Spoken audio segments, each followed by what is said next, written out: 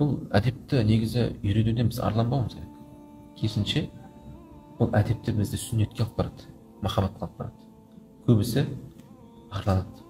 Ой қойшы дейді. Ой қойшы дейтін болсақ, исламның не қажеті бар онда?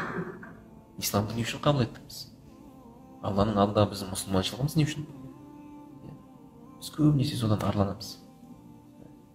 Арланатын нәрсе емес, керісінше осыған қызығатын нәрсе. Қазір барлығы европалықтар көп айтады. Неге айтады? Қарашы қандай әдепті. Инстаграмда көп видеолар бар ғой. Америкада тұрудың мына бәленше себебі, қараңдаршы қандай тап-таза, адамдары қандай халқы жұмсақ деген секілді сөз айтады. Бір-біріне көмектеседі, бірдеме болса бүйтеді.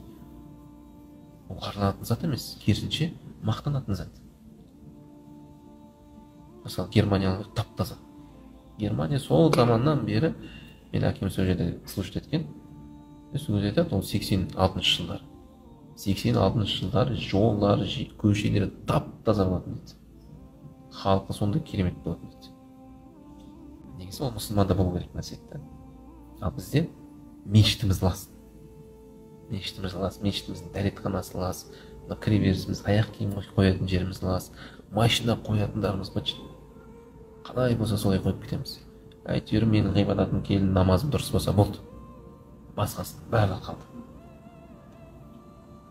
Сондықтан ол барлығы әдепке қатысты. Біз әдепті болсақ, басқа халықтар бізде әдепте